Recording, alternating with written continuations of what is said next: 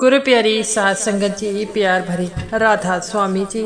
सात संगत जी, आज की वीडियो को पूरा ज़रूर देखिए। अगर वीडियो अच्छी लगती है तो वीडियो को ज़रूर लाइक करो, चैनल को सब्सक्राइब करना मत भूलिएगा।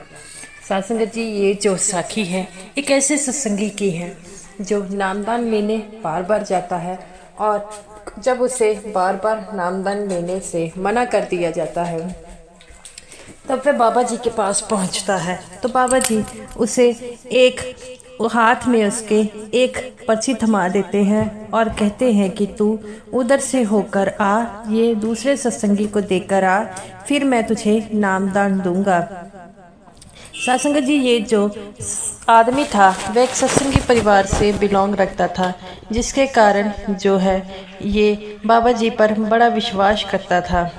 और सत्संग जी ये नामदान लेने के लिए हमेशा जाता, लेकिन इसे कभी नामदान लेने के लिए ये 5 बार पर्ची लेने गया, हर बार ये रिजेक्ट हो जाता। पता नहीं क्या कारण था जिसके कारण इसे नामदान नहीं मिल रहा था। वह बड़ा दुखी था। घर आकर अपने घर वालों को कहता है कि मैं बार बार नाम लेने जाता हूँ, पर क्यों मुझे नामदान नहीं मिलते। तो वो बाबा जी वो कहते हैं उसके घर वाले, बेटा ये नामदान भी कर्मों का चक्कर होता है, क्या पता तुम्हारे कर्मों में नामदान की बख्शीश ना लिखी हो, इसी कारण तुम्हें नामदान नहीं मिल रहा हो। वो कहता है ऐसा क्यों होता है, 5 बार हो गया जब मुझे नामदान नहीं मिला। तो उसकी माँ कहती है, बेटा इन बातों से दुखी नहीं होते, कई बारी हमारे कर्मों में नामदान नहीं होता, इस कारण हमें नामदान नहीं मिलता। वो कहता है कि मैंने ऐसे कौन से काम किए हैं जिसके कारण मुझे नामदान नहीं मिल रहा। और ये बातें दे सुनकर वे ऊंची ऊंची रोने लग पड़ता है। उसकी माता कहती है कि कोई बात नहीं बेटा, इन चीज़ों का भी कोई ना कोई हल होगा। हम ऐसा करते हैं कि हम बाबा जी से मिलते हैं। वो कहता है कि आप ये बात ठीक कहते हैं, हम बाबा जी से मिलते हैं। तो उसके घर वाले कहते हैं कि हम लोग तो जा नहीं सकते, तो क्योंकि हमें ज़रूरी काम से कहीं जाना है। ऐसा करो, तुम अपने जथेदार जी को लेकर कल बाबा जी से मिलने ज़रूर जाओ और पूछो कि क्या कारण है, वो तुम्हें सही कारण बताएंगे। तो वो कहता है कि अगर बाबा जी मुझे कारण बता देंगे तो बाबा कहते हैं घर वाले, इससे डरने की कौन सी बात है, बाबा जी तुम्हें ज़रूर बताएंगे कि तुम्हें नामदान क्यों नहीं मिल रहा। तो ये बात सुनकर वह अपने जथेदार जी के पास जाता है और कहता है मुझे बाबा जी से मिलना है। जथेदार जी कहते हैं कि इतनी जल्दबाजी मत करो, बाबा जी से मिलना इतना आसान नहीं है, कोई ज़रूरी काम हो तभी हम बाबा जी के पास जाएंगे। वो कहता है कि मैं 5 बार नामदान लेने गया हूँ, हर बार मुझे पर्ची से बाहर निकाल दिया गया है, तो आप भी बताओ मैं क्या करूं। जथेदार जी कहते हैं इन पे कोई बात नहीं, अगर तुम्हें नामदान नहीं मिल रहा तो इसका मेन कोई कारण तो होगा। तो वो कहता है हाँ। तो जथेदार जी कहते हैं ठीक है, हम कल ही डेरे में जाएंगे, मैं ज़रा किसी से बात कर लूँ, वह हमें बाबा जी तक ज़रूर मिला देंगे। ये बात सुनकर वह दोनों ही बाबा जी से मिलने के लिए सुबह निकल पड़ते हैं और वह बाबा जी से मिलने चले जाते हैं। और बाबा जी से जब पहुंचते हैं डेरे में तो एक सेवादार से कहते हैं कि हमें बाबा जी से मिलना है। सेवादार कहते हैं कि ठीक है, हम बाबा जी को बता कर आते हैं, अगर कोई बाबा जी बता देंगे कि कब मिलना है। तो वो कहता है ठीक है। तो सेवादार कहते हैं कि क्या बाबा जी से ज़रूरी काम है। तो वो कहते हैं हाँ, बाबा जी से हमें ज़रूरी काम है। इतना कहकर वो सेवादार वहाँ से बाबा जी के पास आते हैं। तो बाबा जी भी उनको कहते हैं कि आ जाओ, उनको कहो कि मैं आपका इंतज़ार कर रहा हूँ।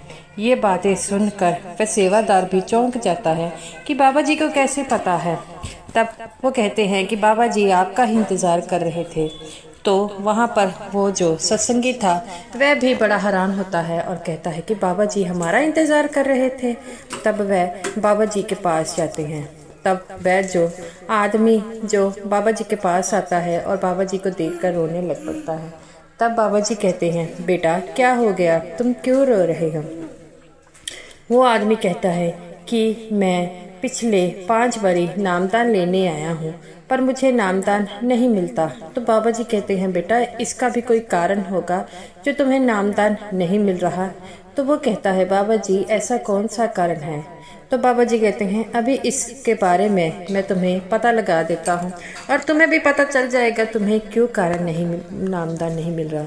जथेदार बाबा जी की बातों को सुनकर बड़ा हैरान होते हैं। तब बाबा जी कहते हैं कि एक सेवादार को कहते हैं कि एक कॉपी और पेन लेकर आओ। तब बाबा जी उसमें से एक पेज निकालते हैं और उस पेज में कुछ लिख देते हैं और उससे कहते हैं कि इसे बिना खोले हुए तुम जो है ये उस जो सेवादार है गेट पर बैठा है उसे दे आओ। तो वो कहता है ठीक है बाबा जी मैं दे आता हूँ। तब वह इसके कागज को लेकर वहाँ से निकल जाता है और जथेदार वहाँ पर ही होते हैं। तब जब वो आता है रास्ते में होता है तो उस पर्ची को खोलकर देखने लग पड़ता है और उस पर्ची में लिखा होता है कि ये जो आदमी है मन के पीछे लगकर सारी बातें करता है। तो वह उस सेवादार के पास पहुंच जाता है और उसे पर्ची देता है। तब जब वह वापस आता है और बाबा जी कहते हैं पता लग गया तुम्हें क्यों नामदान नहीं मिल रहा। तो वह अपनी गलती से बड़ा शर्मिंदा होता है और कहता है सच्चे पातशाह आप सही कहते हैं। बाबा जी कहते हैं जो मन के पीछे लग कर काम करते हैं उन्हें कभी भी नामदान की बख्शीश नहीं होती। मैंने तुम्हें कहा था कि ये पर्ची मत खोलना, लेकिन तुमने मन के पीछे लगकर ये पर्ची खोली। वो कहता है कि बाबा जी मैं देखना चाहता था कि पर्ची में आपने ऐसा क्या लिखा है जिसके कारण मुझे नामदान नहीं मिल रहा। तब बाबा जी कहते हैं बेटा अब पता लग गया तुम्हें नामदान क्यों नहीं मिल रहा था। वो कहता है हाँ बाबा जी मुझे पता लग गया है, तो मुझे से बहुत बड़ी गलती हो गई है। बाबा जी कहते हैं बेटा पहले इस गलती को सुधार कर आओ फिर तुम्हें नामदान मिलेगा। तो वो कहता है कि बाबा जी अगर मैं इस गलती को सुधार लूँगा तो आप मुझे नामदान देंगे। बाबा जी कहते हैं बेटा ये गलती इतनी छोटी नहीं है जिसे तुम आसानी से जो है ख़त्म कर सको, इसके लिए कई लोगों को सदियां लग जाती है। तो वो कहता है बाबा जी मैं आपको समझ लग गई हूँ कि आप मुझे क्यों नामदान नहीं दे रहे। तो वह घर चला जाता है और घर वालों को आकर सारी बात बताता है। तब घर वाले समझ जाते हैं कि बाबा जी से नामदान की बख्शीश क्यों नहीं कर रहे थे। तो उसकी माँ कहती है बेटा अपने मन के पीछे नहीं लगना, अगर तुम मन के पीछे लग जाओगे तो सिमरन कैसे करोगे। तो वह अपनी माँ से कहता है कि माँ मैं वादा करता हूँ मैं इस चीज़ों को जो है नज़रअंदाज करूँगा और नामदान लेने के लिए मैं तैयार हूँगा। तो उसकी माँ कहती है ठीक है। ऐसे ही समय व्यतीत होता है और 2 साल बीत जाते हैं और अब उसने मन के पीछे लगना बंद कर दिया। धीरे धीरे उसने बिल्कुल ही ये चीज़ें छोड़ दी है। तो एक दिन जब उसे नामदान मिल रहा था तो वो कहता है कि मैं अब नामदान लूँगा, अब तो मैंने ये सब कुछ छोड़ दिया है। तो उसकी माँ कहती है जाओ। वह पर्ची लेने जाता है और उसे पहली बार में ही पर्ची मिल जाती है। तो वह बड़ा खुश होता है और कहता है कि जो मैंने कहा था वो मैंने कर दिया। और धीरे धीरे ही ऐसे समय व्यतीत होता रहा। तो वो जब नामदान का समय आया तो वह बाबा जी के पास गया और बाबा जी के आगे हाथ जोड़ गया। बाबा जी कहते हैं बेटा अब तुमने अपनी आदतें सुधार ली है, अब तुम्हें मैं नामदान दे सकता हूँ, लेकिन अगर मन के पीछे दोबारा लगोगे तो तुम्हारा नामदान लेने का कोई फ़ायदा नहीं है। तो वो कहता है बाबा जी मैंने उस दिन ये सीख लिया कि मेरे में क्या कमी है, आपने मेरी कमी को बताया। तो बाबा जी कहते हैं बेटा ये कमी सब में होती है, लेकिन तुम में ये कुछ ज़्यादा थी, तो इसीलिए मैंने तुम्हारी इस कमी को तुम्हें बताया। तो वो कहता है बाबा जी मैं अपनी गलतियों के लिए शर्मिंदा हूँ। तो बाबा जी कहते हैं ठीक है बेटा, अब से तुम्हें जो मैं सिमरन दूंगा, जो नामदान दूंगा, उस पर ध्यान देना है, उधर उधर की बातों पर ध्यान नहीं देना। तो वो कहता है ठीक है बाबा जी, और वह नामदान लेकर घर आता है और वह घर में सिमरन कर लेता है। 1-2 साल में उसकी कमाई ज़्यादा हो जाती है और जब वह सेवा पर आता है तो अब वह सेवा भी करता है। तो एक दिन बाबा जी उसके पास आते हैं और कहते हैं कि बेटा, अब तुमने अपनी ज़िंदगी से बहुत कुछ सीख लिया। वो कहता है, बाबा जी अभी तो सीखना बाकी है।